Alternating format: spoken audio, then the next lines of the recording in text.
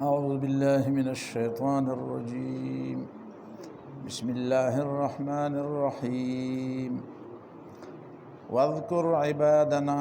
إبراهيم وإسحاق ويعقوب أولي الأيدي والأبصار إنا أخلصناهم بخالصة ذكر الدار وإنهم عندنا لمن المصطفين الأخيار. واذكر إسماعيل واليسع وذا الكفل وكل من الأخيار. هذا ذكر وإن للمتقين لحسن مآب. دی صورت کی د خلقو د اعتراضات و جواباتو او د هغې په غلطو باندې هغې ته تنبیحاتو په توحید رسالت خاص کر په دې صورت کې چې کوم اعتراضات خلقو کړي وو چې اجعل الآلهة الها واحدا، په رسالت اعتراض کړی و چې انزل علیه الذکر من بیننا. نو د هغې د جواباتو په سلسله کې او د خلقو د پویولو او د هغوی ته د وعظ او د نصیحت په سلسله کې د دریو پیغمبرانو تفصیلی واقعات ذکر شو، د داود علیہ السلام، سلیمان علیہ السلام او ایوب علیہ السلام، او په هر یو کې خپل خپل سبقو د هغې تذکره وشوه. اوس اجمالاً د یو څو انبیاو نور ذکر کوي او دا پیغمبرانو دا تذکره په دې کې یو خاص مقصد دی، ځکه چې د حکمت د حکیم کارونه خو د حکمت نه خالی نه وي. اوس د ابراهیم علیہ السلام او د اسحاق علیہ السلام او د یعقوب علیہ السلام تذکره کوي او دې کې د نبوت تصدیق ته اشاره ده، د نبوت تصدیق ته چې دا پیغمبر رښتینی پیغمبر دی.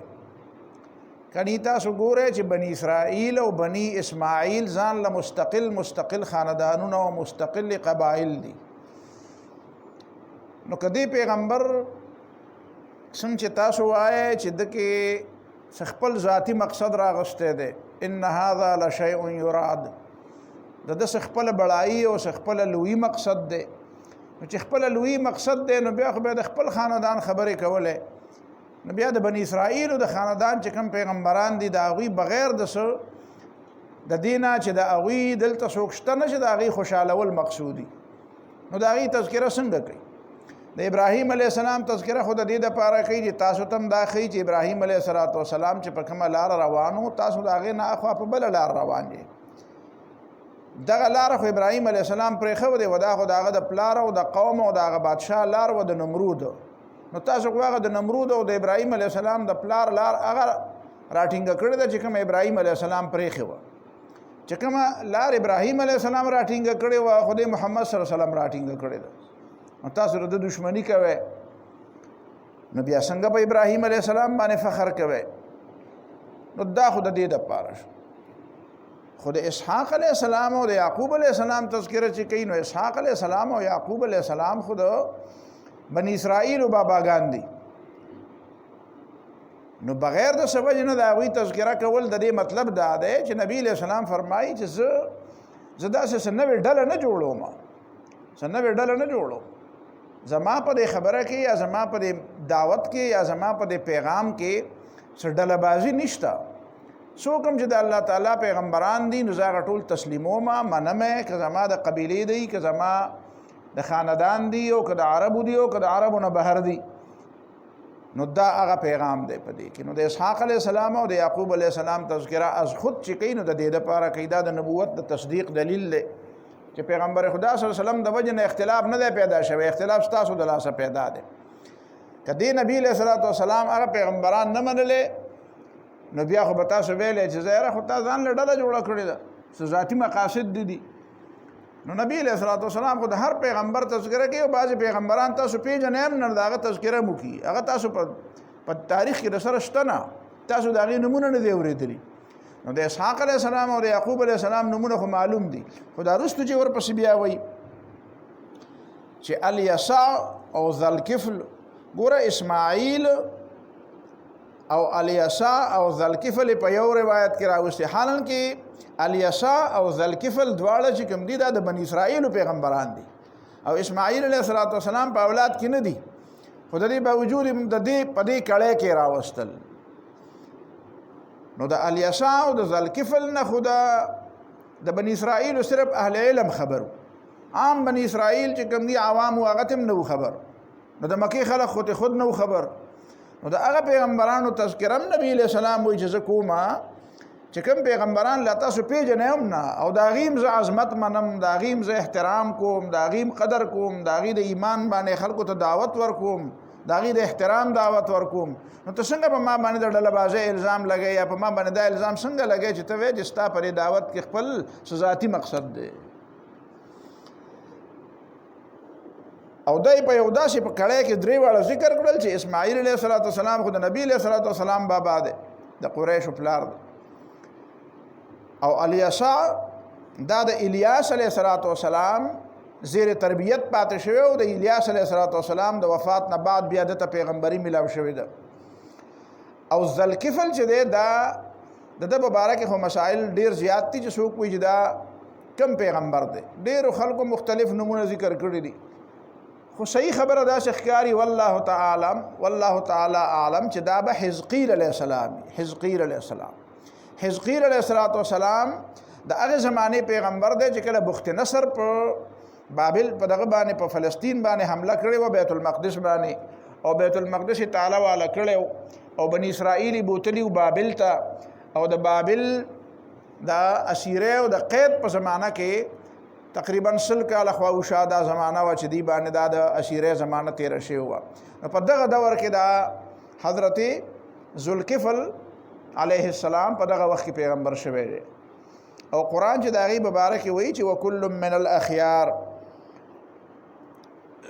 دا ټول د غوره خلکو نه و. نو دا د پیغمبرانو تذکره ده، دلی معنا دا دا پیغمبر دی. بعضې خلکو د الکفل او د ذوالکفل په منځ کې فرق نه دی کړی. الکفل چرته په دې بني اسرائیلو کې یو ښه سړی تېر شوی دی، هغه جدا قصه ده، دا بزرګ سړی دی، ښه سړی دی، نیک سړی دی، صالح سړی دی، نو هغه پیغمبر نه دی، هغه الکفل دی. او ذوالکفل چې دی نو دا پیغمبر دی د بني اسرائیلو د هغه زمانې چې کومه زمانه کې بخت نصر بني اسرائیل په بابل کې قید کړي وو. د بعضې خلکو د هندوستان د بعضې علماو دا رای ده او دا خیال دی چې والله تعالی اعلم د ذوالکفل په باره کې چې د خلکو کوم اختلاف دی، نو وایي دا ځکه دی چې دا ذوالکفل دا په هندوستان کې دا پیغمبر تیر شوی دی. والله تعالی اعلم. دا بدھ مت چې دی که نه، مهاتما بدھ، دا بدھ مت مسلک او مذهب چې دی دا چې کوم یو فکر دی او یو نظریه ده او یو مذهب دی، د دې چې کوم بانی دی هغه دی مهاتما بدھ. نو دا د مهاتما بدھ چې کوم جای پیدایش دی هغې ته کپل وایي، کپل واسطو. نو د بعضې خلکو دا رایه ده چې هغه کپل واسطو نه دا په عربۍ ژبه کې ذوالکفل جوړ شوی دی. والله تعالی اعلم. مونږ د دې خبرې نه تصدیق کوو او نه تردید کوو، ځکه چې دا مونږ ته په یقیني دلایلو باندې او په یقیني ثبوتونو باندې دا نه ده معلومه چې کپل واسطو کې مهاتما بدھ چې دی هم دا پیغمبر دی او دا موږ نشو ویلی چې دا پیغمبر نه دی. بس موږ دا وایو چې الله تعالی څومره پیغمبران را لیږلي دي نو هغه موږ منو، که موږ ته نومونه معلوم دی او که نه دی معلوم، لہذا موږ د دې خبرې نه تردید کوو او نه تایید کوو. والله تعالی اعلم. خو بهرحال نبی علیہ السلام د خولې نه د هغې پیغمبرانو تذکرې مقصود دي چې کوم پیغمبران د سره چا پیژندل نه، د هغې مذهبونو د هغې ادیانو تذکرې نبی علیہ السلام کړي چې هغه ادیان هم په عربو کې چا نه پیژندل، لکه صابئین. اوس صابئین چې کوم دي عربو خو یهودیان هم پیژندل او عیسایان هم پیژندل، خو صابئین خو یې نه پیژندل چې دا صابیان څوک دي، او قرآن د صابئینو ذکر هم کوي. نو دې معنا دا ده چې نبی علیہ السلام داسې خبره نه کوي چې د هغې په نتیجه کې د نبی علیہ السلام باندې دا الزام راشي چې تاسو نوې خبره شروع کړه. نه هغه خبره کوي چې ټولو پیغمبرانو کړې ده، هغه خبره کوي چې ټولو آسماني مذاهبو کړې ده او د هغې تجدید کوي. نو دې دپاره دا وی واذکر عبادنا ابراهیم و اسحاق و یعقوب او یاد کړه مونږ بندگان چې ابراهیم علیه السلام اسحاق علیه السلام او یعقوب علیه السلام دي اولی الایدی والابصار چې دام د قوتونو مالکانو والابصار او د سترګو مالکانو نو اولی الایدی د لاسونو مالکانو لاسونه خدار چای والابصار سترګې وي سترګې دار چای نو دې نه پته ولګېده چې د لاسونو نم څه نور لاسونه مراد دي او د سترګو نم څه نور سترګې مراد دي کني لاسونه او سترګې خدار چای اولی الایدی چې دی د قوتونو مالکانو دی سره ایمانی قوتو ایمانی قوت دی سره اخلاقی قوتو داسې اخلاقی قوتو چې داسې اخلاقی قوت دا قابل تقلید قوتو آئیډیل قوتو د نمونی قوتونه ورسره داسې اخلاقی قوتونه او ایمانی قوتونه ورسره وګوره د ابراهیم علیه السلام ایمانی قوت ته ورته د انګل بچی ته ذبح ته تیارېدل وطن پرې ښودل د بادشاه په مقابله کې خبرې کول دا ګران کار دی دا معمولی قوت نه غواړي نو دا قوتونه بل په دې کې دا قوتونه چې دی د نیکۍ دپاره چې کوم قوتونه پکار دي په نیکۍ باندې د مخکې کېدو دپاره چې کوم قوتونه پکار دي معمولی قوت نه غواړي هغه د خپل د نفس سره او د شیطان سره ډېره لویه جګړه غواړي نو هله به هره نیکي خو داسې نه کېږي ځینې نیکۍ اسانې دي خو ډېرې نیکۍ خو داسې دي چې ډېرې ګرانې دي دوی خو هغه ګرانې نیکۍ کړي دي نو هغه ګرانې نیکۍ خو هلې کېږي چې سړي کې ډېر لوی قوت وي د الله تعالی د بندګۍ او په الله تعالی په اطاعت باندې د قایمېدو ډېر لوی قوت ورسره پکاري داسې خو دا غټې نیکۍ نه کېږي چې دا دومره په تاریخ کې د چا دومره نوم راځي بیا داسې د ګناهونو نه د بچ کېدو دپاره هم ډېر لوی قوت غواړي ډېر لوی اخلاقي قوت او ډېر لوی نفساني قوت او په خپل ځان باندې ډېر لوی قابو غواړي دا معمولی قابو خو نه غواړي دغه قابو دپاره خو د اسلام د تعلیماتو دا روجې او دا منځونه او دا ذکر او اذکار او تسبیحات او دا وعظونه او نصیحتونه دي کنه چې دې سره دا انسان کې دا قوت پیدا کیږي په خپل نفس باندې په ځان باندې قابو پیدا کیږي دا قوت ارادي په مضبوطي سړی د خپل ځان ته داسې واګې واچي چې ډېرې مضبوطې واګي نو هغه مضبوطې واګې خو ډېر لوی قوت غواړي ځکه نفس چې دی دا نفسانی قوتونه خو ډېر زیات دي دا انسان کې چې کوم حیواني او جبلي قوتونه دي نو دا خو ډېر زیات په دې ځناورو کې تاسو ګورئ که نه پړي شلی که نه شلی چې وږی شي نو پړي شلی که نه شلی نو دغسې قوتونه خو په انسان کې هم دي که نه نو دا انسان چې دا ځان را د دغه څیزونو نه ځان را قابو کوي چې د کومو څیزونو نه الله تعالی دی منې کړی دی نو دې کې د دپاره ډېر لوی قوت پکار دی او هغه قوت الله تعالی دې خلکو له ورکړی نو ځکه ورته وایي چې اولی الایدي د ډېرو قوتونو مالکانو والابصار نو سترګې خو بظاهر د هر چای خو دلته مراد د دې نه هغه سترګې دي چې هغه حقیقت بین سترګې دي چې هغې ته دیدوري وایي بڑی مشکل سے ہوتا ہے چمن میں دیدور پیدا دیدور چې د هغه نگاه داسې نگاهي عقابي نگاه چې هغه صرف ظاهري نه ویني هغه ډېر لرې پورې د هغه نظر لګي او هغه په ډېرو پټو خبرو نه ډېرې نوې خبرې را معلوموي نو دې ته دیدور وایي د سترګو مالک مطلب یې دا دی چې د زړه سترګې بینایي او چې د زړه سترګې بینایي نو هغه څیزونه ویني چې کوم د ظاهري سترګو والا نه ویني نو دا دی اولی الایدي والابصار چې دا د قوتونو مالکانو او د حقیقي سترګو مالکانو د زړه سترګې بیناوي دیدورو داسې څه لیدل چې د عامو خلکو نه لیدل لکه حدیث کی راضی نبی علیہ الصلوۃ والسلام فرمائی اتقوا فراست المؤمن فانه ينظر بنور الله د مؤمن د فراست خیال ساته اتقوا معنا درجه د خیال ساته د احترام کوي د قدر کوي ځکه چې فانه ينظر بنور الله د الله تعالی یو خاص رڼا ورکړي دی پاغي ګوري د عام خلک ور سره بیا اختلاف کوي عام خلک ته خبر کې دا تاسو خبره وکړه دا تاسو هغه ته دا پته ده چې دی په نه پوهیږي خبرې ټولې داسې دی چې دا ټولې په کتابونو کې څه لیکلي پرې تور ټکي او په سپین کاغذ لیکلي نو هر سړی دې په هغې باندې پوهېږي نه څه خلک داسې وي چې هغه پوهېږي په دې خبرو نو دا ایمانی قوت غواړي بیا دا ایمانی رڼا غواړي مؤمن له الله تعالی د ایمان په وجه یو خاص رڼا ورکړي نو هغه د هغه رڼا په وجه باندې ډېر څه ویني ډېر لرې پورې د هغه نظر لګي او دې کې بیا یو بله اشاره دې خبره ته وشوه چې کافران چې کوم دي هغه د دواړو قوتونو نه محروم دي د پیغمبرانو دشمنانو د پیغمبرانو مخالفین چې دي هغه د اول الایدی والابصار د دوړو قوتونو نسدي محروم دي هغه سره نه ایمانی قوت شته نه د هغه سره اخلاقی قوت شته نه د هغه سره قوت ارادي داسې شته او که قوت ارادي دی نو هغه شیطانی قوت ارادي دی چې شیطان کوم قوت ارادي دی نو قوت ارادي هغه دی چې هغه خودي چې کومه ده هغه د خدای په هدایت باندې قابو او کنټرول اشه نفس خودي بجای څه شی نه دی او ډېر خلکو کې دا ډېر څومره فاتحین دا غیر مسلم فاتحین چې کوم دي په دې کې چې دا قوت ارادي نه وي او د دې مضبوط اعصاب نه وي نو څنګه به د ملکونه فتح کړي وي دا چې سکندر اعظم الکسندر د ګریټ چې و چې هغه د دنیا فتح کوله نو اشه فتح کوله خو قوت وکنه یا دا برطانیا او دا دنیا چې په ټولو دنیا باندې راجونه کولو یا مصریانو یا بابلیانو چې په راجونه کولو یا په یونانیانو راج کوو یا په د هندوستانیانو یو زمانہ وا نو د دې مطلب دا دی چې قوت خو کنه خو هغه قوت چې ونه هغه قوت هغه مفید قوت نه وو ځکه چې هغه د خدای پاک د خدای په قابو کې دی نه ور کړی هغه خودي د خدای په قابو کې نه ور کړی دا غي نه لاندې کړی نه و نو هغه د پاره بیا د هغه په نتیجه کې فسادونه هم کېده او بیا د انسانانو حقوق هم پکې ضایع کېده او ټیک ته لوی سړی وی سکندر لوی سړی و خو د سکندر اعظم سره اخلاقیات هم ته کتاب نه دی معلوم چې هغه انسانانو له عام انسانانو له څه فایده ورکړه هغه څه اخلاقی تعلیمات پرې خو هغه کم حقوق دادي چې هغه عام او کمزور خلکو ته ورسېدل کم لوی دلی خلک غرا پاسول کم لوی دلو خلکو لا هغه داسې جبه ورکړه او یا ول عزت ورکړه او یا ول احترام ورکړه او کوم داسې مساوات هغه داسې عدل او انصاف قائم کو چې هغه واقعي عدل او انصاف چې پای کې د لوی او د وړو کې فرق نه و دا ځکه چې داغه خودي چې کوم وا هغه د خدای د قوتونو تابع کړي هغه نه و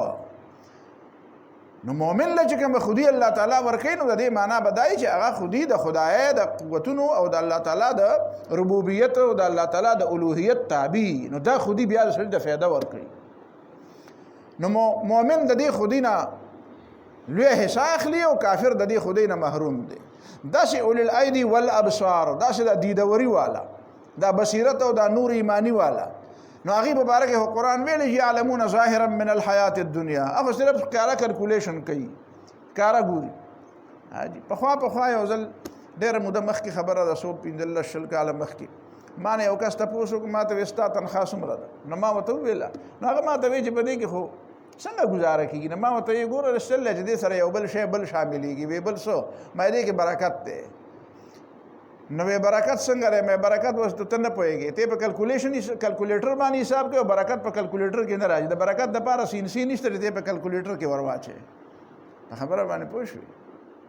دا ستاسو د علم نه بالا خبره ده په دې ته نه پوهېږي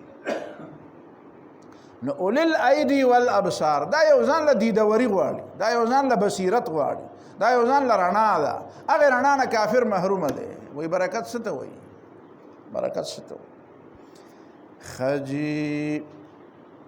اول الایدی والابصار انا اخلصناهم بشک مونږ دی له خصوصیت ور کړو انا اخلصناهم بخالصه مونږ دی په یو خصوصیت باندې ممتاز کړو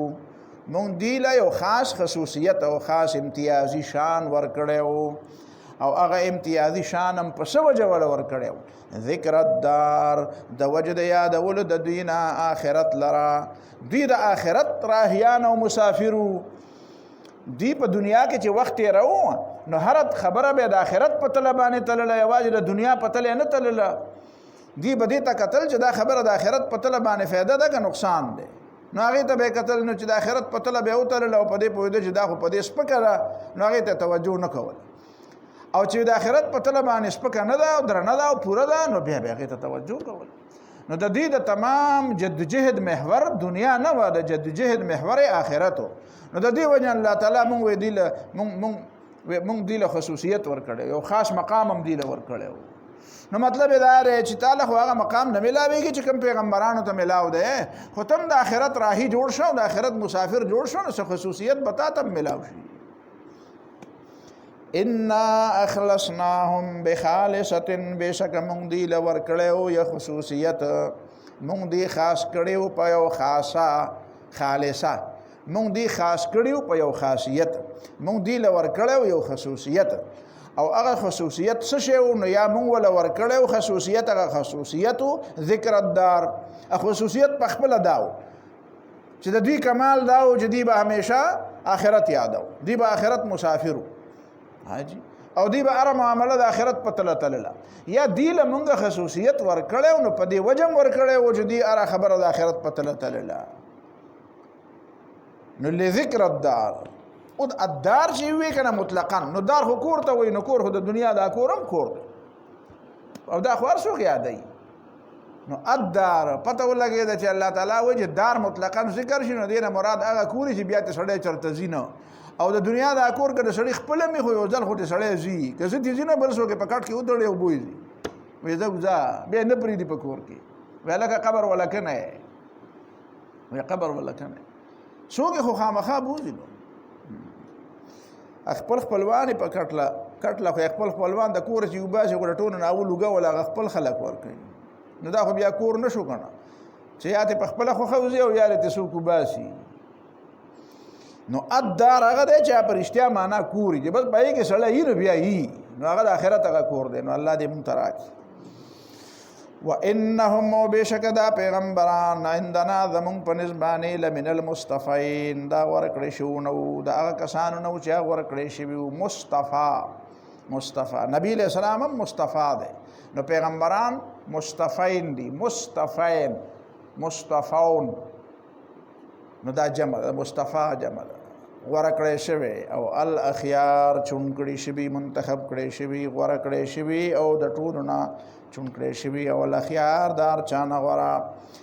اوس مصطفیین تعلق خو د دې سره شو چې الله تعالی را غوړه کړو، نو د انسانانو یو تعلق د پیغمبرانو د الله تعالی سره دی او بل تعلق د پیغمبرانو د انسانانو سره دی. نو د مصطفین تعلق د الله تعالی سره دی، الله تعالی دا پیغمبر دی له ورکړو دی را پاسو چې ته را پاسه ته پیغمبر، نو دا خو مصطفین شو. خو د الاخیار تعلق بیا د دې پیغمبرانو د انسانانو سره دی چې هغه پر پیغمبرانو تعلق د انسانانو سره څه دی چې دوی دپاره فایدهمند دي. نو خیر څه ته وایي؟ خیر معنا غوره، یعنی خلکو ته فایده رسونکی. خیرکم من تعلم القرآن وعلمه، په تاسو کې د انسانانو دپاره فایدهمند هغه دی چې هغه قرآن زده کړي او قرآن خلکو ته ښیي، دا وله فایده ورکوي. یوازې فایدهمند هغه نه دی چې پیسې او ډوډۍ ورکوي، هغه هم فایدهمند دی، خو د ټولو نه زیاته فایده وله څوک ورکوي چې د جهنم نه یې بچ کوي،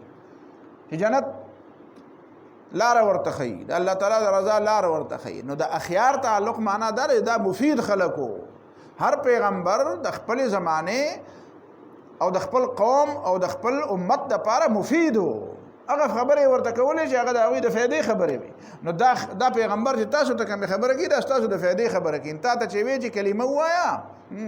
او تدین لهم بها العرب، عرب او عجم به تابع شي، نو دا ستا د فایدې خبره کوي. نو دا پیغمبرانو ټول عمر د خلکو د فایدې خبره کړې ده.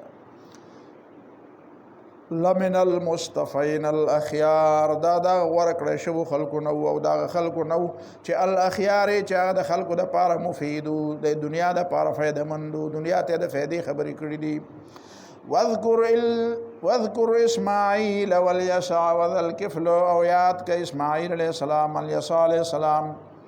او ذو الکفل علیہ السلام، وکل من الاخیار، او دا ټول د فایدهمندو خلکو نو، دا مفید خلکو د دنیا دپاره،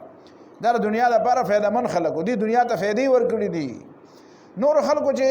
فتح کړي دي او ډېر لوی کارونه کړي او ډېر لوی قلاګانې، هغه فایده ځان له ورکړې ده، یا خپل خاندان له ورکړې، یا خپل قوم له ورکړې. پیغمبران هغه خلک دی چې هغې ټولې دنیا انسانانو له فایدې ورکړي، چا هم د هغه تعلیمات منلي دي هغې ته فایدې ورکړي. نو پیغمبرانو فایدې عامې دي، او د پیغمبرانو د علاوه د نورو خلکو فایدې چې کوم دي هغه هر څومره چې فایدې دي خو هغه صرف د هغه د ذاته پورې دي یا د هغه د خاندانو یا د هغه د متعلقینو پورې. دا مطلب شو. هذا ذکر، دا قرآن پورا نصیحت دی. ګوره په دې صورت کې دا ذکر دی، قرآن ته بیا وایي انزل علیه الذکر من بیننا صاد والقرآن ذی الذکر، او بیا دلته بیا هذا ذکر، دا قرآن دا پورا نصیحت دی. وان للمتقین لحسن مآب، و بشک د متقیانو دپاره ډیر بهترین ځای د واپسۍ دی. وان للمتقین لحسن مآب، د متقیانو دپاره ډیر غوره ځای د واپسۍ دی. اوس دلته ګوره د متقیانو دا خبره چې قرآن کوي، نو دې کې یو حکمت دی دلته. یعنی مخکې د پیغمبرانو تذکره وشوه د پیغمبرانو. اوس چې الله تعالی د نعمتونو د آخرت د نعمتونو ذکر زیات کوي تاسو اندازه لګوئ نو الله تعالی د آخرت د نعمتونو د تذکره چې کوي د پیغمبرانو په سیاق او سباق کې نه کوي. تاسو ټول قرآن ته سوچ وکړئ د پیغمبر تذکره چې وکړي نو دغه مقام دغه دعوت قوم سره دغه مخاطبه د الله تعالی د طرف نه دغه انتخاب خلکو سره جګړې خلکو ته دعوت خلکو سره مقابله د پیغمبرانو په سیاق سباق کې الله تعالی دا خبره ډېرې کوي. خو دا خبره چې دی پیغمبرانو لما په آخرت کې څه تیار کړي دي نو جنتونه دي او حورې دي او غلمان دي او باغونه دي او اوبه دي او خوراک دی او میوې دي دا متقیانو ته وایي. دا چې کله بیانوي نو دا بیا د چا په عنوان بیانوي وایي دا د متقیانو دپاره دي. ان للمتقین مفازا حدائق و اعنابا دا د متقیانو دپاره دي. ولمن خاف مقام ربه جنتان دا د هغه چا دپاره دي د الله تعالی نه یریږي. دا د السابقون الاولون دپاره دي والسابقون السابقون اولئک المقربون فی جنات النعیم. دا د اصحاب الیمین دپاره دي واصحاب الیمین ما اصحاب الیمین فی صدر مخدود وطلح منضود وظل ممدود. ګورئ همیشه دپاره چې قرآن د جنت د نعمتونو ذکر ان الذین آمنوا وعملوا الصالحات کانت لهم جنات الفردوس نزلا د ایمان په عنوان کوي د تقوا په عنوان کوي د خوف خدا په عنوان کوي د سبقت ایمانی په بنیاد کوي د اصحاب الیمین په بنیاد په دې بنیادونو باندې الله تعالی د آخرت د نعمتونو تذکره کوي. نو دا تذکره چې کومه ده نو دا بیا یوازې د پیغمبرانو دپاره نه ده. نو متقي خو تم جوړېدی شي ته متقي شه کنه ته اصحاب الیمین شه کنه ته سابقون سابقون کې ځان شامل که کنه ته لمن خاف مقام ربه جنتان نو ته د الله تعالی نه یره په ځان کې پیدا که کنه نو هغه د آخرت نعمتونه چې بیانوي هغه په دې عنواناتو بیانوي. نو دې کې اشارات دې خبرې ته چې ګورئ پیغمبر چې دی د پیغمبر تر دې خبرې ضرورت نشته چې الله تعالی ورته وایي تعالی به په جنت کې دا درکړم نو شابه دا کار هغه ته وایي ته ما پیغمبر کړی ستا دا ډیوټي ده دا کوه اوس زه دله څه درکوم بس هغه ماته پرېږده. خو د پیغمبر نه علاوه د عامو خلکو د دې جذباتو دا خیال ساتي چې دته وایي ګوره تعالی به دا درکم تعالی به دا درکم تعالی به دا درکم نو ګوره ته کار وکړه تم مؤمن شه تم متقي شه تم پرهیزګاره شه تم د ګناهونو نه بچ شه. د دې معنا دا ده چې الله تعالی پر خپل پیغمبر باندې څومره اعتماد کوي او د الله تعالی په دربار کې د خپل پیغمبر څومره قدر او احترام دی او الله تعالی ته د خپل انتخاب دی که نه دا انتخاب دا تا ته دا انتخاب نعوذ بالله غلط ښکاري. ته وایې چې بس انزل علیه الذکر من بیننا دا نصیحت یوازې په ده باندې نازل شو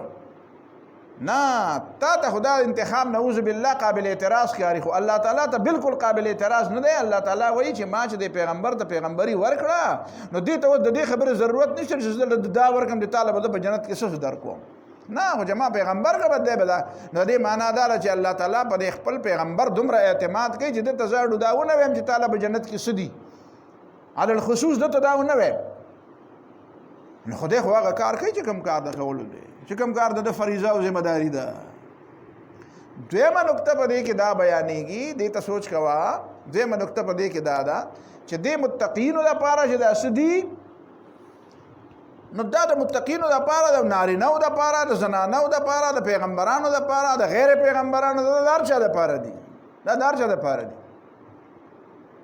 عام طور باندې خلک اعتراضات کوي که نه خاص کر زنانه دا نن سبا په هندوستان کې دا بحث روان دی. زموږ یو محترم دی هلته کې زما سره یو عالم دی نو هغه پرون ماته یو شی راولېږه چې دلته ماسوتن د مانځه نه زه روان وم او یو زنانه مخې له راغله ماته یې ویې چې دا قرآن مجید کې ټول د سړو دپاره د هر سهار څه دي زموږ دپاره پکې څه دي نو یو مضمون نو ماته ویې چې ته په دې باندې خبره ولیکه نو ما پې خبره ولیکله بیا هغه بل مضمون کې هغه خبره ولیکله نو خیر هغه بحث پای کې نو وایي چې دا وایي چې زموږ دپاره پکې څه دي. نو دې آیت کې لږ تاسو غور کوئ تاسو پیغمبرانو خدا ګیله نه ده کړې چې زموږ دپاره په آخرت کې څه دي. پیغمبر علیه الصلاۃ والسلام خدا نه دی ویلی چې یاره تاسو ته ګوره د مؤمنانو دپاره د متقینو دپاره نو مطلب یې دا دی تاسو ټولو دپاره خو ما دپاره خو علی الخصوص پکې هېڅ هم نه دی ویلي. نو تعالی چې ګوره پیغمبر ته دا نه دی ویلی چې ای پیغمبر تعالی مې دونه حورې تیاری کړي دي، ای پیغمبر تعالی مې دونه لوی جنت ورکړی دی، ولا ورته ویلی دي، خو په داسې انداز کې نه دی ویلي چې کومه انداز کې د متقینو دپاره کوم انداز کې خبره کوي. قرآن خو عامه خبره د متقیانو په باره کې کوي. نو دې معنا دا ده چې تا باندې دا اعتماد دی، تا باندې اعتماد دی. داسې د بل چا تذکره که پکې رانهله نو دې معنا دا ده چې د هغې به هم څه وجه وي. لکه فرض کړه زنانهو تذکره پکې داسې نیغ په نیغه رانهله چې دوی د څه تیار کړي دي، نو د هغې به څه وجه وي. نو یو وجه خو یې دا ده چې هغه په دې کې شامل دي که نه، په متقینو کې دا هر څه شامل دي که نه، ان الذین آمنوا وعملوا الصالحات کې شامل دي که نه، فلمن خاف مقام ربه جنتان کې شامل دي که نه، ها جي السابقون السابقون او په اصحاب الیمین کې شامل دي که نه. چې په یې کې شامل دي خو ټول خلک پکې شامل دي، چې شامل دي پکې نو نران هم پکې شامل دي او ښځې پکې شامل دي. دویمه دا چې ته چې پکې دا د کالو دا او د ښایست دا خبرې ویني، حور مقصورات فی الخیام، د زنانو مزاج څه دی، دا میک اپ باندې دا څومره خرچې کوي دا ښځې، نو دا به ولې کوي؟ ځکه چې د دې مزاج دا دی چې زمونږ کپړې ډېرې ښایسته وي، زمونږ رنګونه او دا د په کاجلو باندې او په دې سرخۍ او په دې پوډرو باندې او په دې باندې کارخانې جوړې دي د دې دپاره بې شمېره. دا قسم قسم کپړې او قسم قسم پیزارونه چې تاسو بازار ته لاړ شئ، سړو دپاره پکې ډېر کم دي، د ښځو دپاره پکې ډېر زیات دي. دا ولې؟ ځکه چې د زنانو مزاج دا قرآن وایي که نه، او من ینشأ فی الحلیة وهي فی الخصام غیر مبین، په کالو کې لویږي. نو د کالو تذکره خو یې دله کړې ده. د ځوانۍ په دې باندې زنانو عام طور باندې مزاج دا وي چې ته د عمر تپوس کوې نو هغه صحیح عمر وایي نه ښایي، وایي ځکه چې په دې خفه کېږي چې زما د عمر پته چاته ونه لګي. زمونږ یو ملګري خبره راته کوله، وایي کراچۍ ته روان وم، نو وایي زه په بره په هغه برد کې پروت وم او لاندې یو دوه بوډیګانې وې، نو هغه یو بوډۍ هغه بلې بوډۍ ته وایي چې ستا څونه عمر دی؟ نو هغه وایي زما 13 کاله. نو هغه بلې ورته وایي چې زما څومره عمر دی؟ نو هغې د هغې نه هم څه کم وي او که لږ زیات یې راوي، وایي هغه سړي د بر نه راودانګل او وایي چې وی شروع کړه، وایي چې زه خو نن پیدا شوم. خبره باندې پوه چې ستا 13 کاله عمر دی خو زه خو اوس پیدا شوم. نو دا په زنانو کې دا یو مسله ده چې هغوی، نو قرآن ورته وایي چې انا انشأناهن انشاء فجعلناهن ابکارا، بیرته به پیغلې شي، هلته بیرته به جنکۍ شي.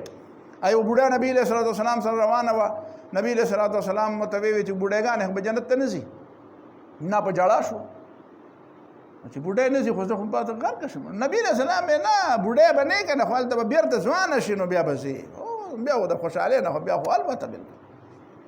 نو جامې درته هلته ویلي چې ریخم به اغوندې، کالي درته ویلي دي، په دې باندې پوه نه شوې، یحلون فیها اصابر من ذهب، د سرو او سپینو نه به د کالو نه به چې څومره د کالي خوښه دومره کالي به درته میلاویږي.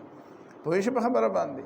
بیا د دې نه علاوه کورونه دې خوښ دي، باغونه دې خوښ دي، ځمکې دې خوښې دي، دا به درته میلاویږي. حسن او ښایست دې خوښ دی نو هغه به درته میلاویږي.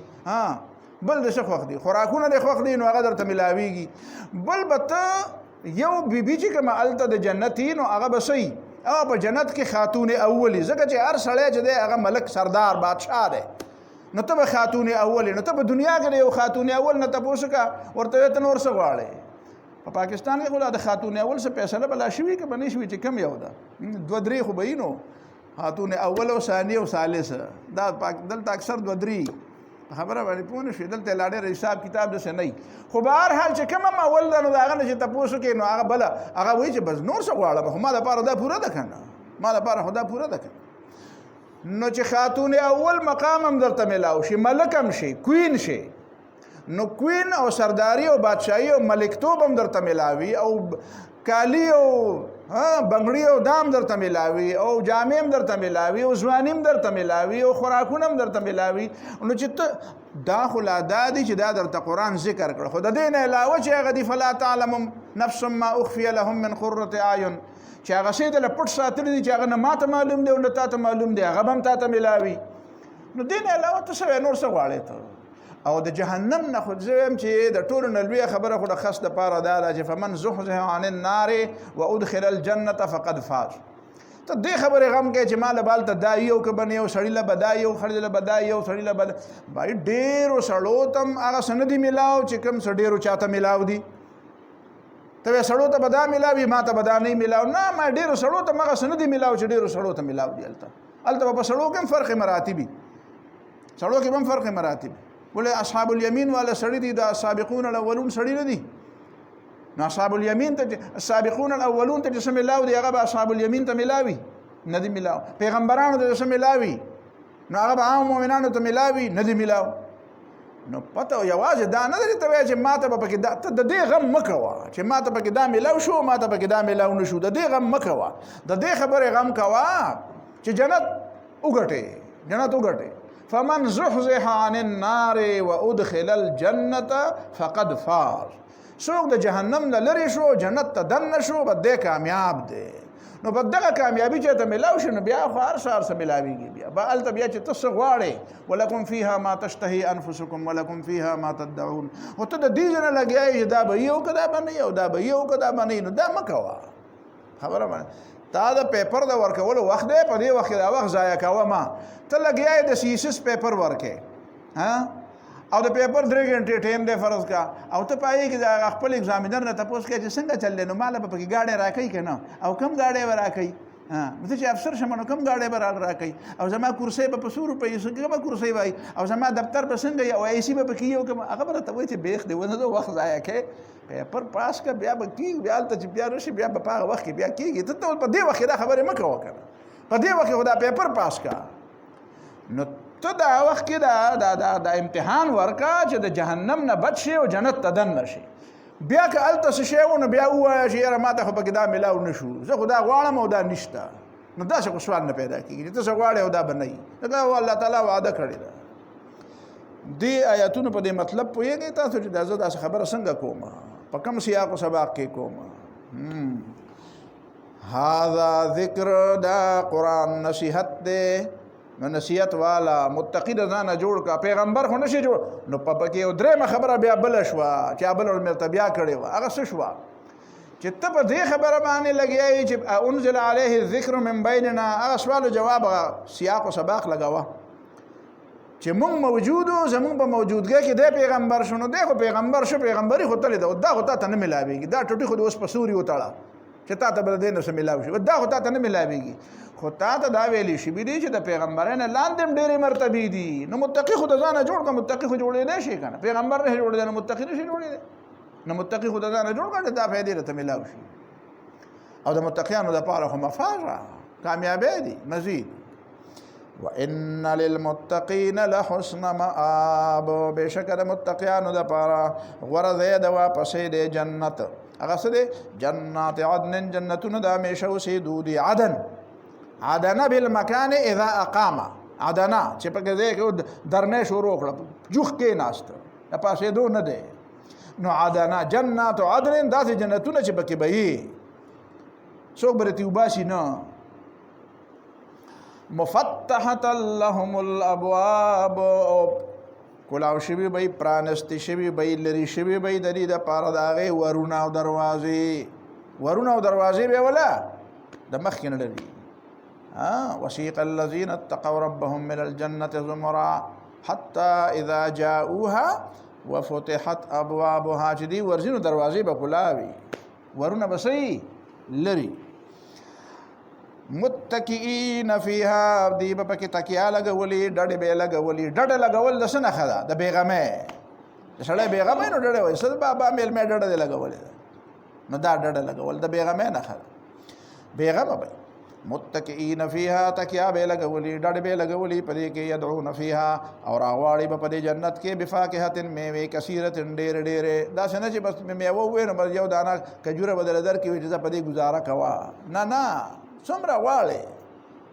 غټ غټې کاسې او غټ غټ خانکونه او غټې غټې ټریګانې او غټ غټ دا ډک دي خوره کمیږي نه وشراب او مشروبات شراب خو په اردو کې موږ شراب عربی کې شراب ته نه وایي عربی کې شراب مشروب ته وایي هغه شی د څښلو دی اوبه دي شهد دي بل څه شی دی شراب دي دا نو پی دي بل څه دي چی به پکې که به نه وي دا پته نه لګي چې چی به پکې که به پکې نه وي جی دا موږ څه ملګري پخوا موږ طالب علمانو نو هغه دا طالب علمانه بس دا هم دغه شانې شی لا زده کړی نه لکه د عباد خلکو په شانتي وي یو سبحان الله وای نه په جنت کې به ونه رازرغونه شي او دومره الګه سبونه به رازرغونه شي په جنت کې خو ځمکه په کار دی ستا په ځمکه نه نو اسه به ونه درغونېږي په هوا کې ته خو جنت ځان قابل که کنه نو دا خبره پکې درسته ده نو دی به پکې دا وی چې دا باس نه چې کې بناست نو وی چې چای به پکې کې به نه نو هغه یو به وی چای به پکې نه وی ولې وی ځکه د چای خو او ګرم دی خبره باندې پوه شوي او دا په خبر غواړي او په دې کې خو د پیو شکل روان شوی دی د پیو پکې شکل روان شوی دی نابل به چې نه دا خو ګرم او تود خو در سړي خپله خوښه ده خو په دې جنت کې خو به د پیو ولي خو به یي که نه او دا ونو لاندې به تجري من تحتها الانهار نو دا نیرونه دا د پیو دا نیر هم د دې ونې نه لاندې یي که نه نو په دې ونه کې به د دې چای ونه مي که نو د هغې نه به پکې پاڼې رالوېږي نو به تیار ریډیمیډ چای به وي نو بس راله دی اوس کا څومره څکي نو د هغې هم دغه جواب دی چې چای به پکې کې به نه وي زه ته لاړ شه هلته نو بیا به په هغه وخت کې بیا دا بیا پکې نه وه تا خوښ نو بیا خیر دی بیا تپوس وکړه او دې وخت کې صرف د هغې د حاصلولو غم وکړه نور د چای غم مه کوه چای دلته شته په پاکستان کې شته خجی کثیرت و شراب ډېر به پکې ګوري فيها يدعون فيها بفاكهة كثيرة راغلي به په دې کې ډېرې میوې و شراب او مشروبات جوسونه به پکې دا به پکې وعندهم قاصرات الطرف او د دې خوا کې به هغه بیبیانې چې هغه نظرونه خپل به څه کوي بند کړي به یې ښکته نظرونه به ساتي خپل نظرونه به یې بند کړي په خپلو خاوندانو باندې نو اطراب او امزولي به یې په خپل منځ کې به امزولي یا به د خاوندانو دپاره امزولي قاصرات الطرف ترجمه تاسو ته ما کړې وه چې مطلب یې دا دی چې حیادارې به حیادارې به نو دا به عندهم د دې په خوا کې به نو ته چې وایې چې دا د دې دپاره شو نو زمونږ دپاره څه شو نو چې دا ستا دپاره شو خو ته د هغه دپاره شوې که نه چې ته د هغه دپاره شوې خو هغه ستا دپاره شو که نه په دې کې څه سوال دی خو چې زوجیت شو چې دا بیبیانې د دې جنتیانو دپاره شوې خو دا جنتیان د دې بیبیانو شو دا بیبیانې د جنتیانو شوې خو دواړه د یو بل شو که نه خو پر یو مسله کې دواړه مسلې شوې پر یو خبره کې دواړه خبرې حل شوې او اطراب معنا اطراب هو تربون جبره ترب د تراب نه اغسته شوی دی چې په خاورو کې یو بل سره لوبي کړي په خاورو کې لوبي کړي دا په خاورو کې لوبي چا یو بل سره کړي نو هغه ځای او هغه علاقه او هغه مرګري او دا ورته ډېر زیات خواږی خبره باندې پوه و اول ارض مس جلدي ترابها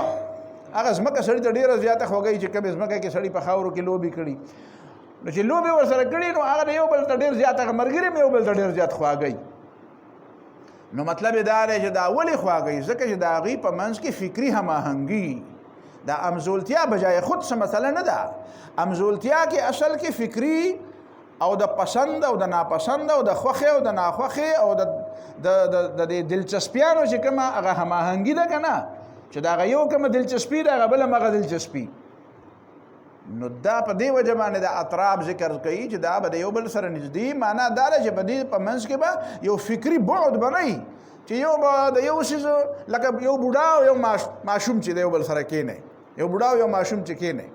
نو د هغه ماشوم ځان له دلچسپیانې او د هغه بوډا خپلې دلچسپیانې یا ماشومان د بوډاګانو په مجلسونو کې تنګېږي ځکه چې هغه چې کومې خبرې کوي دا څه کوي مونږ څه پکې دی پسې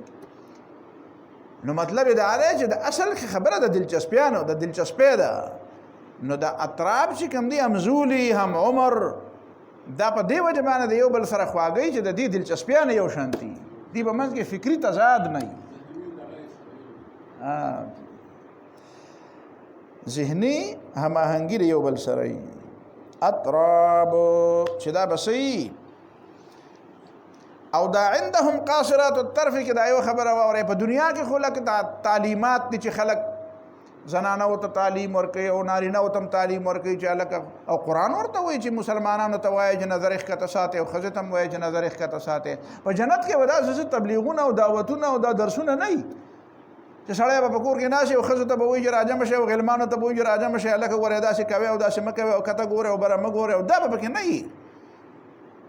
خو قاصرات الطرف معنا دا ده چې هلته چې کوم شی د اخلاق حسنه او د احترام او د لویوالي او د عزت چې کوم څیزونه دي هغه به فطري نو دا په دې زنانو کې چې دا قاصرات الطرف چې د دې دا شرمیلي او دا لاندې نظر به وي او دا چې تو دا شرمنده نظر چې دا لاندې ګوري د احترام د وجې نه او بره نه ګوري ډېر زیات. نو دا قصې به هلته ورته چا تعلیم نه وي ورکړی چې هلته به ورله ډګري ورکړي او سبق به ورته ویلی او درس به ورته ویلی، نو دا به زه کوي. نه، دا به د هغې مزاج وي، دا به د هغې فطرت وي، دا به د هغې خوی، ځکه چې دا درست خوی دی. چې درست خوی دی نو دلته د تعلیم په نتیجه کې دی او هلته په فطرت، هلته فطري دی. دا هذا ما توعدون لیوم الحساب، دا هغه څه دي چې تاسو سره وعده کېږي د قیامت د ورځې دپاره. نو ته وایې دلته، نو دلته نه میلاویږي. او هغه څه وایي، هغه صاحب څه وایي، وایي ما له دلته یوه راکه او کنی نه مې دلته کې پکار ده او نه مې هلته کې یادېږي او څنګه نه مې دلته کې یادېږي او نه مې هلته ده. ته خو وایې چې دا دي او دا دي ما له ته دلته راکه، نو دلته نه میلاویږي. په قلاره کښېنه، تا ته نه هلته میلاویږي او نه دلته میلاویږي. چې ته وایې چې ما له دلته راکه، نو دلته نه میلاویږي او هلته دلته نه میلاویږي. جی هذا ما توعدون لیوم الحساب، دا هغه څه دي تاسو سره وعده کېږي د قیامت د ورځې د حساب کتاب به ورکوې، نو د هغې نه پس به ورځې. نو ته د حساب کتاب غم نه کوې او به د جنت په هغې باسونه ډېر کوې، خو د حساب کتاب غم نه کوې چې حساب به هم ورکول غواړې. چې حساب ورکړې د هغې نه بعد به ځې، مرې به د هغې نه بعد به ورځې، قبر به یې د هغې نه بعد به ورځې، حساب کتاب به یې د هغې نه بعد به ورځې، وزن اعمال به یې د هغې نه بعد به ورځې، قیامت ورځ به یې د هغې نه بعد به ورځې، تلل به یې د وزنو، عملنامې به تقسیمیږي په لاسونو، نو د هغې نه بعد به ورځې، په صراط باندې به پورېستلي، نو د هغې نه بعد به ورځې. نو دا خو پکې ده. نو ته پکې دا ټولې خبرې دې په ځای پرېښودې دی، وایي هلته به دا یي او که دا به نه یي. هذا ما توعدون لیوم الحساب، دا هغه څه دي چې تاسو سره وعده کېدی شي، تاسو ته به دا وایي. او لیوم الحساب، د ورځې د حساب دپاره دي. دا مخکې د هغې نه دي، د حساب کتاب ورځ به تېره شي، نو د هغې نه پس به په هغې حساب کتاب به وشي، نو د هغې نه بعد به بیا میلاویږي. الله دې موږ ته راکړي او اساني دې راته الله تعالی پیدا کړي. او ان هذا لرزقنا، هلته به درته بیا دا وایي او د دې ځای نه هم درته وایي چې ان هذا، دا چې تا ته دا بیان وشو، لرزقنا، دا زمونږ ورکړه دي، زمونږ رزق دی، مونږ دله درکړی دی. او ما له من نفاد، نشته د هغې دپاره څه ختمېدل. دا داسې نه ده چې دا خنبې به تشي شي، دا خنبې تشېږي نه. پوهېږې په خبره؟ دا لوښي چې څه پراته دي، دا لوښي به په مخه ډکي، دا تشېږي نه، دا ختمېږي نه. هذا دا یو طرف دی، هذا دا یو طرف ته، هذا خذ هذا، دا خو ځان سره واله، دا زده که، دا سبق یاد که. هذا خذ هذا، دا سبق زده که، دا یو سبق خو د یو طرف ته زده که، دا یو پهلو زده که. او بل پهلو دا ده چې وان للطاغین لشر مآب، بېشکه د سرکشو دپاره ناکاره دی د واپسۍ دی. سرکشي څه ته وایي؟ سرکشي، سر راښکل. که سر په غویې په هغه جغ کې سر نه راکوي او سر راکاږي، نو خلک ورله ډب ورکوي، نو دې ته سرکشي نور څه ته وایي؟ سرکش، چې سر راکاږي، سر په کرښه نه ږدي، اپړې کې سر نه ورکوي، په کرښه باندې سر نه ږدي. نو ان للطاغین، بېشکه د سرکسانو دپاره لشر مآب، ډېر بد ځای د واپسۍ دی. جهنم، چې هغه دوزخ او جهنم دی، یصلونها، دی به ورته ننوځي، فبئس المهاد، نو دا ډېر بد ځای د واپسۍ دی او ډېر بد ځای د اوسېدو دی. مهد چې ته پې د پاسه کښېنې، مهد لاندې ستونی، بستره، ډېره بده بستره ده، ډېر بده څه شی دی؟ لاندې ستونی دی، ډېر بد ځای د ناستې دی. هذا، دا بل قسم شو، دا بله خبره شوه. هغه خبره هم یاده ساته او دا هم یاده ساته. که هغه یاده ساتې او دا نه یاده نه ساتې، نو بس ټول عمر به په خیالاتو کې ګرځې او هسې به لګې. نه، او که دا یاد نه ساتې او هغه یاده ساتې، دا یاد ساتې او هغه یاد نه ساتې، نو بیا به ته شریږې، نو بیا به د ځان نه رهبانیت والا جوړ کړي. رهبانیت والا همدا و، جهنم صرف یادو او جنت نه یادو، د خدای پاک قهر او غضب یادو، او څه نه یادول، رحمت نه یادو. نو دا دواړه یاد، هذا او هذا، دغه هم یاد ساته او دا هم یاد ساته. فلیذوقوه، نو ودې سکي دي خلق د عذاب، او فلیذوقوه، ودې سکي دیو دغه لا شر مآب، جهنم یصلونها فبئس المدینه. دا معلومیږي چې عذاب دی کنه، دا عذاب دی وسکي. حمیم و غساق، او یا داسې باید عبارت داسې دی، فلیذوقو، هذا حمیم وغساق فلیذوقوه دا دی حمیم گرم و غساق او نو زوی ویني او زوی نو فلیذوقوه نو دی وس دا وسکی دا جهنميان ته وی تاسو به فلیذوقوه نو دی سکی حمیم و غساق گرم او نونا غساق خو خپل معنا دو دی عام معنا د دې دا چې د من صدید اهل النار خبره باندې پوښه د جهنميان چې دا کوم ویني زوی دا ویني تویږي بهيږي وخي بهيږي ویني ته بهيږي نونه ته بهيږي نو دا بدیله واپس ورکی چې داس کا اعاذنا الله من ذلك او په ګرمو بو کې به ورته ورا چولی نو چې نس کې نو سبا کوي هم دا بس کې دا به خوراکي دا به اسکاک او چا وی چې نه د غساقن بل معنا ده د غساقن معنا ده چې انتهایی درجه یخنی به پکې یخ برد شدید یخ وبو کله بول انتهایی ګرمي وبو ورکی حمیم یوزل بوله ګرمي ورکی او بل ځل بوله غساقن انتهایی درجه یخ به ولا ورکی په دنیا کې خطا ته علم دی چې د ګرمۍ خو څه انتها نشته خبره باندې پوښوي د ګرمۍ خو انتها نشته خو په ماینس کې چې کله دغه چې په ماینس کې چلیږي کنه درجه حرارت نو په ماینس کې چې دا زی نو د نقطه انجماد نه چې دا لاندې شي نو زیات نه زیات چې دا زی په موجوده زمانه کې چې د ساينس کما د اوسه پورې علم دی نو هغه دا دی چې دا زیات نه زیات د 274 ډیګري پورې دا لاړ شي ماینس 274 ډیګري نه ښکته نه ځي دې معنا دا چې دا ماینس 274 ډیګري پورې یخني شته او د دې نه اخوا د یخنۍ تصور نه ځکه چې پای کې بیا هغه ایټم دغه چې کوم دي کنه هغه بیا حرکت بند شي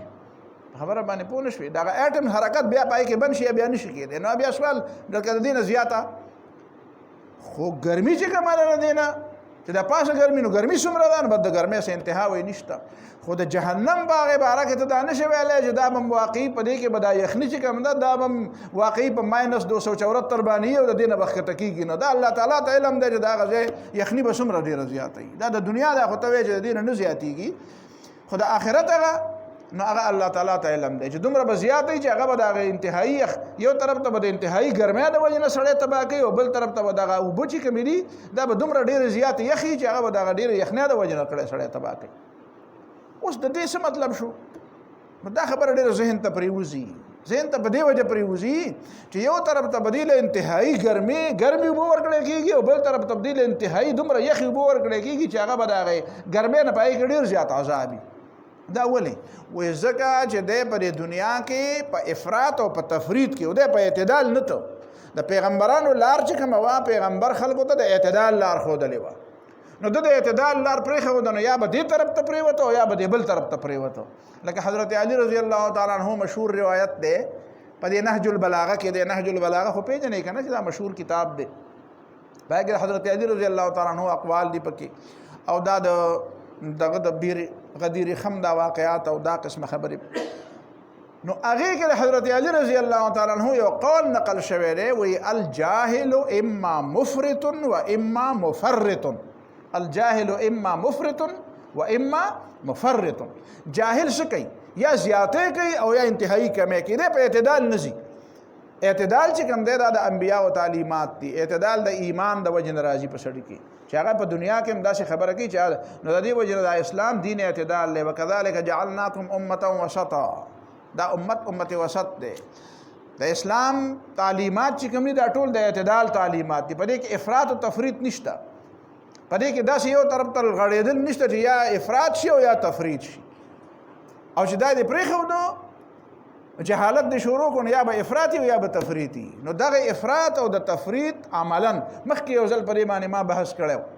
پوهېږې په خبره چې دا په دنیا کې چې ته څه کوې که نه دا داسې ده لکه ته چې په دې صراط روان یې نو همدا مسله دا دی دلته هم ده چې کوم دی کې دا جاهل چې کوم دی د افراط او د تفریط شکار دی نو دته په آخرت کې هم هغه څه ملاویږي چې هغه د افراط او د تفریط عملا ثبوتي او مؤمن چې کوم دی هغه د افراط او د تفریط په دې منځ کې دی د اعتدال دی نو هغه ته په د اعتدال دی ملاوي خجی خو دې ته به دا اختیار نه میلاویږي چې دا ګرمې او دا یخې دواړه راوالی او مکس کړي نو دې نه به معتدلې جوړې شي داسې خو نه شي کېدی دا د دې اختیار خو ته نه میلاویږي دا خو په دنیا کې داسې کېدی شوه په داسې دنیا کې کېدی شوه او دا اسانه طریقه وه چې ډېرې ګرمې او ډېرې یخې دواړه یو ځای کړه نو معتدلې به ترې جوړې شي خو دا خو نه کېږي که نه ځکه د عمل داسې نه دی نو دا هلته خو برده د عمل نو عمل خو دلته د افراط و تفریط و نتیجه به ځکه افراط و تفریط اعاذنا الله من ذلك وآخر من شكله أزواج وأزواج أخر وأزواج آخر من شكله أو يواز دا حميم وغساق مني ازواج قسمون بيد عذاب آخر نور من شكله د دې پشانتي څنګه چې دا د عذاب شکلونه دي نو داسې به د عذاب نور ډیر زیات شکلونه وي یوازې دا باندې دا خو صرف پکې ذکر شو د دې نه علاوه به نور اعاذنا الله من ذلك نو چې دا جهنميان دا طریقې نو بیا اوس ګوره ورته بیا اوس دا جهنميان د جهنم ته بزي وسه نو جهنميان چې جهنم ته ځي نو د عام خلکو نه به دا لیډران مخکې تلي ځکه لیډر خو مخکې رواني کنه ها لیډر خو مخکې روان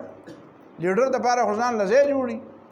نو لیډران مال ته جهنم ته مخکې تلي نو چې تلي نو دا کارکونان ورپسې راځي د ډلې دا خلک نو دوی به ورته چې دا لګان دا ګوره دا دي را روان ای خدای م تباه کا اته به د هغه ځای نه به ورته چغې کي نو دا اوس ګوره د دې هغه منظر ته ګوره نو دا چې کوم داعیان دي د څه شي داعیان دي د بېدینۍ د بت پرستۍ د خدای د بندګۍ نه علاوه د ځان د بندګۍ داعیان لیډر نه مال لیډر خو ښه وي لیډر خو پیغمبران لیډران نه دي څه ابو بکر صدیق لیډر نه عمر فاروق لیډر نه نو لیډر خو مطلب هیڅ نه چې هر لیډر خراب دی په دې موجوده زمانه کې طیب اردوغان لیډر دی مرسی لیډر و که نه و طیب اردوغان لیډر دی که نه دی نو دا خو نه دی یادوم کنه هغه لیډر یادی چې کوم جهنم ته دی بوځي هذا فوج مقتحم معكم یو بل ته به اوس وایي لیډران دلته ناست دي بېدینه ابو لهب دی ابو جهل دی خروشیف دی بل دی په دې باندې پوه نشي د دې موجوده زمانې دا مودي دی او بل او بایډن دی او هغه بل څوک دی د اسرائیلو هغه ایو منتنو نیتن او منتن نتن خو په عربي ژبه کې بدبویې ته وایي او د نیتن نومو یعنی بدبویا دنیا کې بدبویا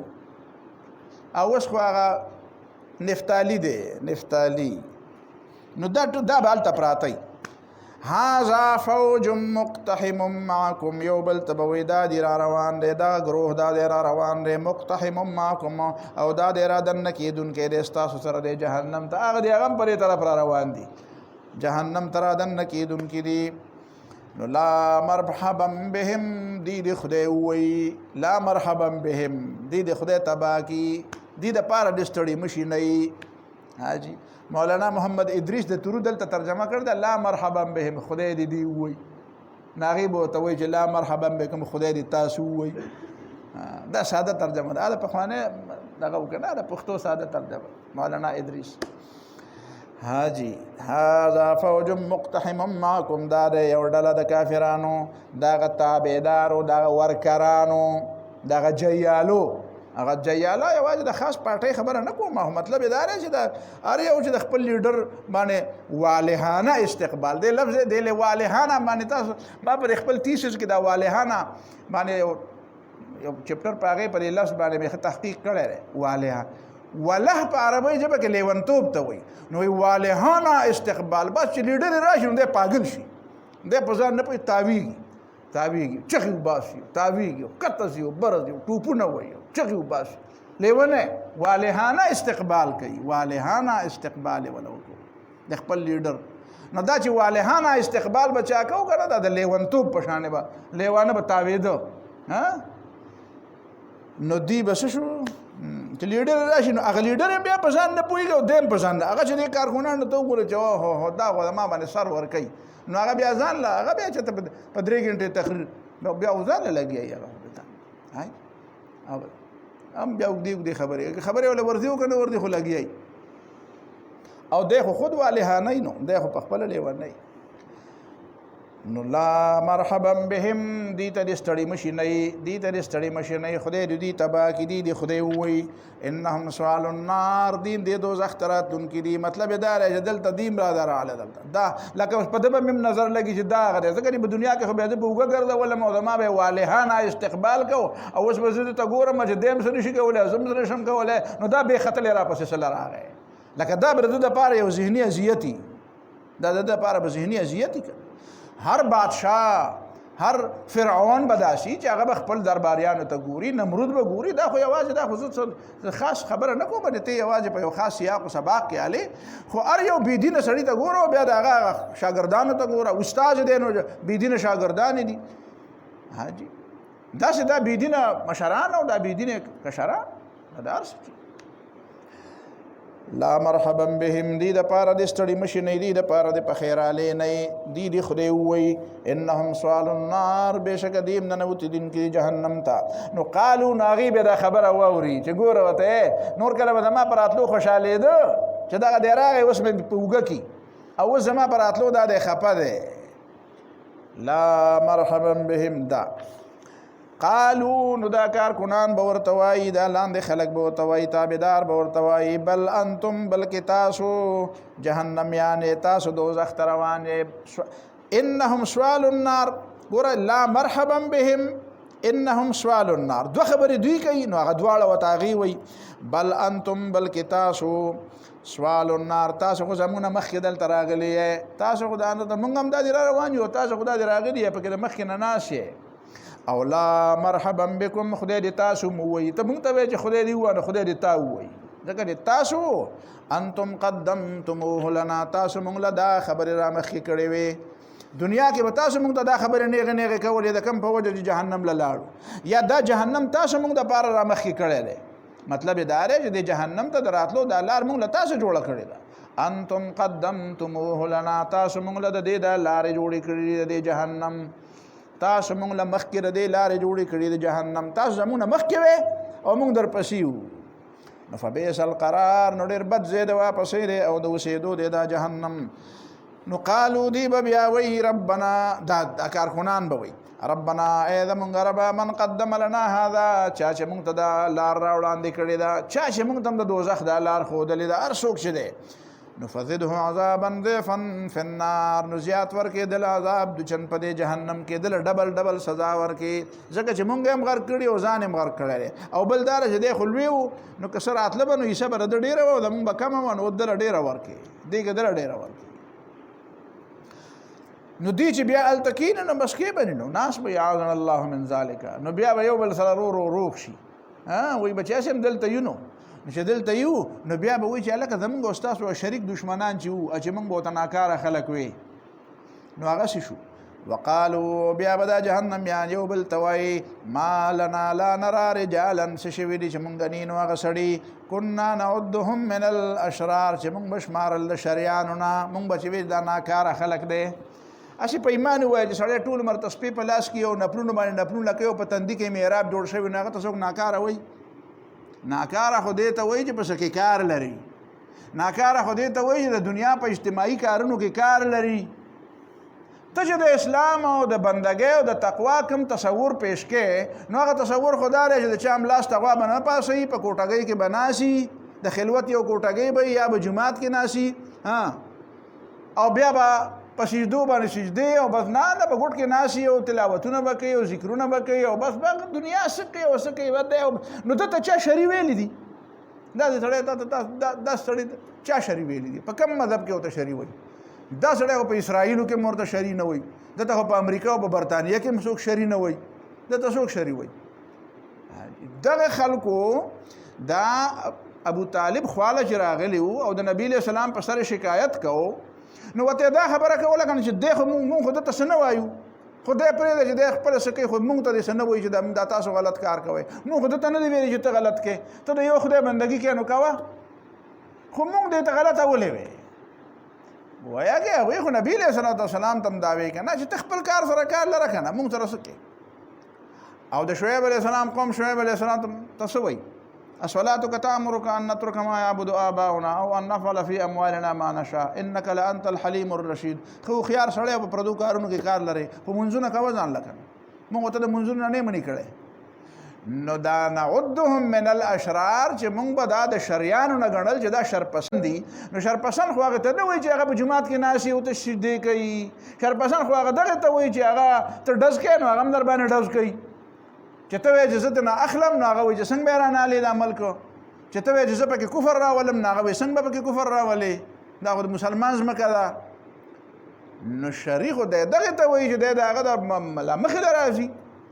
که مخې له نه ورځي او صرف په جومات کې ناست نو دته خو څوک شریع نه وایي. نو دا اشرار بیا څوک دي؟ ته چې وایې چې اسلامي نظام نشته اقامت دین او جهاد او دا پکې تا د ځانه ویلي دي نو دا اشرار څوک دي؟ ما په دې پوهېږه چې دا اشرار چاته وایي. كنا نعدهم من الاشرار چې ابو لهب به ورته وایي چې دا شری دی چې فرعون به ورته وایي چې دا شری دی چې اوس ورته امریکا وایي چې دا شرپسند دی چې اوس ورته روس وایي او اوس ورته چین وایي او اوس ورته څوک وایي انډیا ورته وایي مودي ورته وایي او اوس ورته اسرائیل وایي چې دا شرپسند. دا څوک دي؟ دا هغه خلک دي چې صرف په جوماتونو کې ناست دي. ها جی نو لږ په سوچ کوه که نه ته دا نه ولې د قمقل جوړی نو نه دا نه ولې قمقل جوړی دومره خو مه قمقل کېږه که نه. خجی وقالو او دی بیو بلتوائی ما لنا لا نرا رجالا سی شوی دی سی چلے چه مونین واغ سڑی کننا نعدهم من الاشرار چه مونگ باغی شمارل لشر پسندونا مونگ بورتا دہشت گرد وی مونگ بورتا شر پسند وی مونگ بورتا فنڈامنٹلسٹ وی مونگ بورتا بنیادگر وی او مونگ بورتا سوی شدا خطرناک خلق دے خطرناک خلق. اتخذناهم سخریا آیا په دنیا کې مونږ دی نیولي وو په خندا په دنیا کې پورې مونږ خندا کوله او دا د خندا لایق نه و دا خو سم خلق او مونږ به ورپورې خندا کوله نو دا به سم خلق دا به دلته نه راغلي دا به چېرته بل ځای ته تلي جنت ته به تلي. ام زاغت عنهم الابصار او که چېرته کاږه شوي دي د دوی نه عنهم د دوی نه الابصار زمونږ دا نظرونه که دلته دي خو مونږ وینو نه دلته دي خو مونږ وینو نه نه دلته نه دي دلته نه دي کوم ځای ته تللي دي. ان ذلك لحق تخاصم اهل النار بشک دا خبره حق دا هغه څه ده تخاصم اهل النار جګړه د جهنميانو جهنم کې به تشي جګړې او په جنت کې به امن امني او مزي بزي وي او حسد بني او بغض بني او نفرت بني او لا يسمعون فيها لغوا فزوليات به پکې ناوري او جهنم کې به عذابونه مي او ګرمي وببمي او ور بمي او چغي چغاري بمي او بل طرف ته بسمي دا باسونه بمي. ته به وایې چې دې باسونو ته به څنګه وزګاري دې باسونو ته به څنګه وزګاري نو هغه چې یو ځای او بل ځای سوځي او دا ګرم مسکي خو هغه بل د بېقار کېږي نه چې دا تا را سره داسې وکړه نو بیا به په یو بل راږدي نه په مخه به په جهنم کې صحیح نو دا فسادونه به پکې روان دي دا چېرې به پکې او هلته به دا روغه ورته نیولي چې بس دې خوا مه راځئ نو هخوا چې څه کوئ هغه کوئ چې بار ته راونوځئ پوهېږئ په خبره باندې او دننه چې څه کوئ هغه کوئ تاسو پوهېږئ او کار هم پوهېږئ. اعاذنا الله من ذلك. قل ورته ووایه انما انا منذر زه خو یرونکی ما ها جی مخکې هغه ځای بیا راواړوه قل انما انا منذر کافران وی هذا ساحر کذاب وعجبوا ان جاءهم منذر منهم دی تعجب کو چې راشي دی ته یو یرونکی حاجی سلورم نمبر آیت د سورۃ اسواد هم داو کنه نو دا هغې جواب کوي او کنه زه یرونکی یم. قل انما انا منذر ورته ووایه بېشکه زه خو صرف یرونکی ما وما من اله الا الله الواحد القهار او نشته معبود سوا د الله تعالی نه چې یو دی او القهار زور والا دی قوت والا دی. قهار دی ته نه وایي چې قهرېږي نن په پښتو کې قهر او په عربۍ کې په اردو کې قهر په پښتو کې وایي خدای په قهر اخته کړي په قهر یاره پلان کې سړی دی غټ قاهره دی یاره غټ قاهره دی قهرېږي ډېر زیات. نو قهار په عربۍ ژبه کې قهرېدو والا ته نه وایي قهر دې ته وایي چې سړي سره قوت او که یو سړی د هغه خبره داسې نه مني نو هغه سره دا قوت شته چې په قوت یې په زور یې پرې منلی شي چې زه نه کوې نو څه کوې نو دې ته وایي نو ځکه قرآن وایي فاما الیتیم فلا تقهر نو دا معنی نه ده چې یتیم ته قهرېږم ولې چې ورانه کوي نو قهرېږي به ورته نه به وراني کوي ګندګي به کوي او ګندګي به خوري یا به څه کوي بل به ورانه کوي بل به سبق به نه وایي نو څه به ته ورته قارېږې نه، نو یتیم ته قارېده منه دي. نو فلا تقهر څه معنی ده؟ مطلب دا دی چې فلا تقهر په یتیم باندې داسې زه هغه له دا احساس مه ورکوه چې زه ستا نه ډېر زیات زورور یم. ته خاص هم زورور یې، هغه یتیم دی. نو که د هغه پلار وی نو هغه ته به ته زورور وی، خو هغه به بیا پلار ته ویلی وی، نو هغه پلار به بیا تا ته جواب کړی وی چې ورکړه چې زه هم زورور یم. نو ته په یتیم باندې له خپل زور ښکاره کوې. نو د یتیم څوک دی چې هغه به ورته ګیله وکړي چې تا ته به مخې له راشي؟ نو دا کار مه کوه که نه، یتیم خو هم کمزوری دی. نو اما الیتیم فلا تقهر، په یتیم باندې ځان زورور مه یې، هغه ته دا احساس مه ورکوه چې زه په تا زورور یم. هغه له دا احساس ورکړه چې زما لاس ستا په سر د پاسه دی، پرې سر ورې لاس راکاږه چې نه خیر دی که ستا بابا نشته دی، خو زه دې د بابا په ځای شوم که نه، زه به دې خدمت کوم، زه به دې دا ټوله معاشره به ستا خیال ساتي، دا به خیر دی. ته دا احساس مه کوه چې زه څه یم، زما په سر څه سوری نشته، زما لاس ستا په سر باندې سوری دی. نو القهار معنا دا ده چې الله تعالی څه دی؟ زور والا دی، قوت والا دی. الله تعالی سره قوت شته. رب السماوات والارض وما بينهما العزيز الغفار. او دا چې د خلکو به ویلي چې اجعل الالهه الها واحده ان هذا لشيء عجاب، نو د هغې جواب دا شو چې رب السماوات والارض، رب د اسمانونو د ځمکې دی، وما بینهما او څه چې په دې منځ کې دي، العزیز غالب دی، الغفار بخونکی دی. غالب دی نو چې څه کول غواړي نو هغه په خپل اختیار کوي، تا نه تپوس نه کوي. او الغفار نو د غفار معنا بخونکی دی، او د غفار معنا دا هم ده چې دا تاسو چې کومې ګډې وډې وایې نو د دې باوجود هم الله تعالی تاسو له مهلت درکوي. نو دا تاخیر د عذاب هم یو قسم له مغفرت دی، دا هم د مغفرت یو قسم شو چې تا له عذاب فوري نه درکوي. قل هو نبأ عظیم، ورته ووایه دا قرآن او دا د قیامت خبره یو ډېره لویه خبره ده. انتم عنه معرضون، تاسو د هغې نه اعراض کوونکي یې، مخکې نه اړوونکي یې. ما کان لی من علم بالملأ الاعلی اذ یختصمون، ما دپاره نشته څه علم په هغه ملأ اعلی باندې اذ یختصمون چې کله هغوی به د یو بل سره خبرې کولې او بحث به یې کوو. اوس دا د پیغمبر د پیغمبرۍ ثبوت، انما انا منذر، زه مې یروونکی یم. نو چې زه یروونکی یم نو دا چې د اسمان نه معلومات کوم، نو زه عالم الغیب خو نه یم، زه خو عالم الغیب نه یم. نو چې عالم الغیب نه یم نو ما ته دا د کوم ځای نه پته ولګېده چې ملایکو په دې خبره کې بحث کوو چې الله تعالی ورته وایي چې زه جاعل فی الارض خلیفه، زه په ځمکې کې خلیفه پیدا کوم، او فرشتو ورته وایي چې اتجعل فیها من یفسد فیها، ته دا څوک پیدا کوې چې هغه به فساد کوي. د دې بحثونو ما ته څنګه پته ولګېده؟ زه عالم الغیب خو نه یم. نو پته ولګېده چې دا ما ته د پیغمبرۍ په وجه دا میلاو دي. نو انما انا منذر ما کان لی من علم بالملأ الاعلی، ما د پاره څه پوهه نشته، ما د پاره څه علم نشته، برای راست ما سره څه داسې ذریعه نشته دی چې زه بره د ملأ اعلی خبرې معلومې کړم. ملأ اعلی نه مراد څه دی؟ چې فرشتې په خپل منځ کې بحث کوي، فرشتې په خپل منځ کې بحث کوي، دې ته ملأ اعلی وایي. خجی نو دا د پیغمبرۍ دلیل دی. نو دا ما ته معلوم شوي دي، په وحی باندې معلوم شوي دي. اذ یختصمون، چې کله هغوی د یو بل سره بحث کو. اختصام جګړې ته نه وایي، بعضې خلک خبره کوي خو د هغه خبرې نه